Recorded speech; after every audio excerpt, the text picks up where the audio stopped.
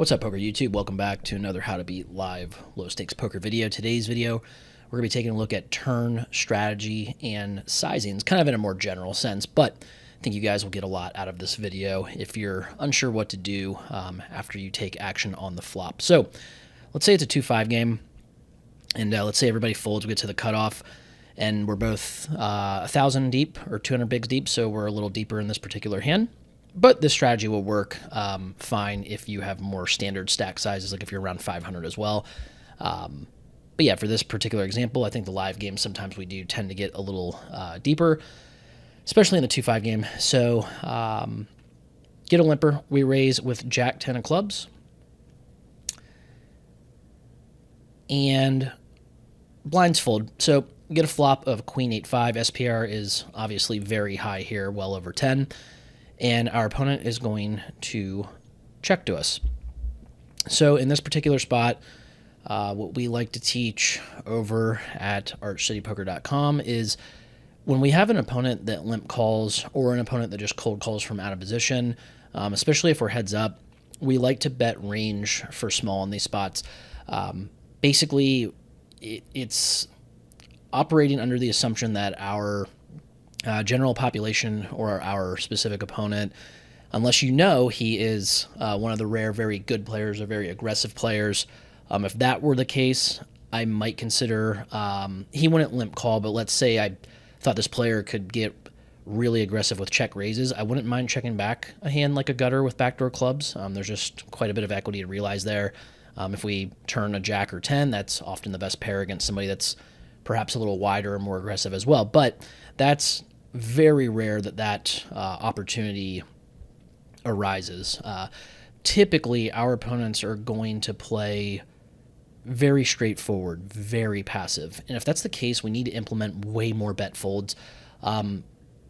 By starting to build a pot in position, that's obviously going to be more advantageous for us as the hand progresses over multiple streets.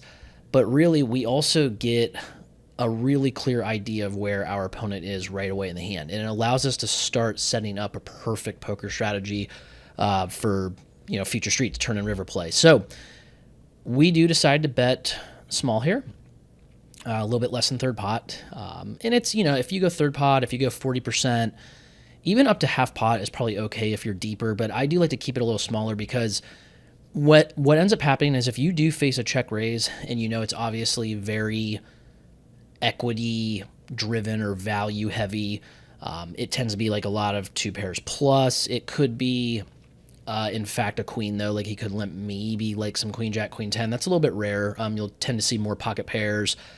Your check raises here will come from hands like pocket 8s, pocket 5s, maybe some 8-5 suited. You could perhaps see a hand like 7-6 of hearts, but there shouldn't be too many of them. But when that happens though, we're going to find out, and we'll be able to get away from a lot of hands in our range for much cheaper than if we go larger here.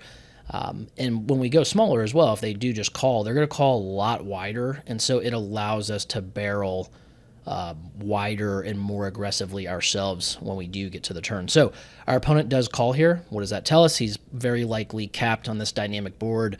If it's a more static board, then I think we need to be a little bit more mindful that our opponents could have some slow plays, but typically speaking, they will fast play still a little bit more often than not there. But on a dynamic board like this, meaning that the nuts are likely going to change on a lot of runouts, whether it's flushes coming in, straights coming in. Yes, like the current nut sets top 2, if you will. Even like ace queen, it does remain the best hand a fair amount of the time, but there are a lot of draws that are possible on this board with how wet it is, making it, I think, a little bit more dynamic here. So, yeah, when he does call, though, anytime these guys just call, especially when there's a flush draw on the board, I tend to think that this is a very capped range. It tends to be like a 1 pair type of hand. It could be some kind of marginal draw. So we know, or we have a good idea of where we stand going to the turn. So when we're going to talk about different turns here real quick. So on brick turns, my strategy would typically be facing a check here to actually throw in some kind of overbet. And it would be to throw in an overbet setting up a reasonable river shove. So I think something like you could go 250 into the 100, and you could even go more than that. You go 300, 350. I think that definitely gets him off of his entire range unless he basically turns a set of threes. They'll fold pocket threes quite a bit of the time on the flop, but for that small of a sizing, you could have that. But it's such a rare hand, we're not really worried about that. But yeah, we're going to size up here. This could be something that's really uncomfortable for a lot of you, but you have to understand that when we get a brick turn like this and nothing about the hand has changed, so like I talked about how dynamic this flop is, meaning the nuts change on a lot of runouts, well, the 3 is not one of those cards. And so when that's the case, when we bet on the flop and our opponent just calls, that means that we are uncapped and we can have way more of the nuts in our range and our opponent is capped and they do not. So when that's the case, we should bet very large when we're bluffing and very large when we actually have value hands here. Or value hands as well. If I had ace queen here, king queen even, because I think that that's the best kicker still against a limp caller, then I would bet this much as well. So you'll get an incredible amount of folds here, but if you do this often enough, your opponents are going to start getting curious. That's why you want to throw in value hands. You're going to make their life a living hell, though, if you do enough of this kind of thing. Now, let's say we go back to the flop. He calls, and instead of a 3, let's say we get... let me look here. Let's say we get the 5 of clubs. So our opponent checks turn, and this time I would say that a 5 could be in the range. Like there could be some ace-5 of spades, or ace-5 suited, 6-5 suited, 7-5 suited, 5-4 suited. It doesn't mean that they have an abundance of trips, but the fact that the board pairs is going to make our opponent a little more likely to continue in this spot. Now, if they have some draws, they are obviously now facing, or they only have one more street to realize that equity, and there's also a board pair that could make their draws, even if they get their drawing dead, perhaps. But because there's a 5, and I think my opponent maybe doesn't fold a queen ever here, nor should they, or an 8 will call a lot. They'll still feel pretty comfortable with some pocket pairs. Like, yes, could you still get them off of a lot of that with an overbet? You could.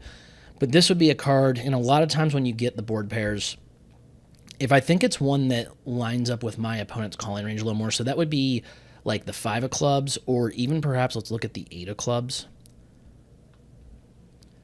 That would be a card right there that I think they have a fair amount of, like a lot of 8x hands compared to maybe to a lot of 5x hands. Because I pick up the flush draw and I have the straight draw, like I would hate to get checked to here and bet and face a large check raise. Just knowing that, yeah, my opponent's very likely never bluffing there, but I can't really call because I don't have the equity to call. So I wouldn't want to get blown off of that equity. I would like to be able to check back sometimes if I do think they're capable of maybe getting more aggressive in that spot. Now, you can obviously say if they're never bluffing here, you can still bet. But if you don't have as much equity with your draw, you need more folds to make it profitable. You need more fold equity. And so if we think it's a card that we don't get as many folds on, like if they're never folding a queen, if they have a lot of 8x, some pocket pairs or draws that still continue, then I would like to check back sometimes here. Now, let's say instead of the picking up the club, let's say we get queen of spades. And the top pair is one that you do have to be very mindful of when you're getting called. I would say if one of the blinds, especially the small blind, just cold called me pre-flop, I would be very aware of the top card on the flop pairing up on the turn. So that would be a spot where maybe I'd still bluff a fair amount of the time here, blocking some queen jack and queen 10, but maybe I do check back with more of my range. However, in a limp call situation, especially against fishier players, especially players that will now perhaps fold more of their underpairs to the board. Yes, it makes it mathematically less likely I have a queen, but I don't think a lot of them think like that. I think they just see another queen and their hand didn't really improve and they don't want to see another large bet on the river if they call turn. So this would be a situation where if I do get checked to, instead of the 250, let's see if I can change that here. I would actually look to go pretty small. Just like I did on the flop. And the reason for that is, let's say I did have value here and I was betting my trips plus, my aces and kings, maybe even like some jacks and tens, trying to get some value still out of hands like 8-7 suited, pocket sevens. Maybe some of his draws that I feel like then on the river, especially if they brick out, I can blow them off of that if I need to. But this is a spot where I think that with the small sizing, we're going to know exactly where we're at again, depending on his action here. If we get raised, we know that's typically almost always trips or better in the live low stakes games. If we just get a call again, we know that is probably some kind of one pair hand, and it can be still some draw. So we know where we're going to, like where we're at going to the river. We know exactly what we can do going to the river. So I would bet small in this spot. And a lot of you might think, or might say, well, Nick, or might ask me rather, like, if we're doing this, like if we're using this really small sizing again here, aren't we just giving him good prices to draw? Aren't we, making it tougher to get him off of this hand? Right now, yes, but really think of it as like if we put in the 35 now, we are planning to, we're very confident we're going to get him off of the majority, if not all of his range on the river. And so it's almost like getting value out of more hands in his range here. Like if he calls a pocket sevens here, and then let's say we get, whatever turn, not a seven, obviously, and then I decide to go with a river bet, and a lot of times it'll be pretty sizable, then we got value out of sevens on the flop and turn, when I think a lot of players would think, like, well, I don't just want to bet 35, like I need to get a fold, so they all just think bet really large. But if you bet really large, you have to think about what that accomplishes. Like typically we're just targeting top of range then, and we're only getting him to continue with really high equity draws and probably trips or better a lot of the time. So that's not really efficient. So we went over the brick, and if we overbet, went over some checkbacks, went over some situations where we have some small bets. Let's do one more real quick. I know the flush completing turns are ones that kind of throw players for a loop a lot of the time or put them in a tough spot. So let's say our opponent checks.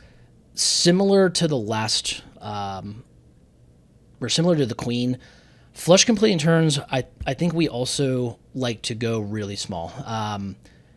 Reason for that, again, it's very similar to the queen. Like our opponent here is going to, if they just continue with calls, they're likely not going to have enough balance with their range here. They're going to want to raise for value with their flushes. If they did have very rare slow plays on the flop, but typically this will be a flush that raises you here. If they just call, then you know that they typically almost never have a flush. They typically never have two pairs or trips, or a set rather, that they would have played much faster on the flop, obviously. So they're just very capped to like a one pair hand. It could be a hand like,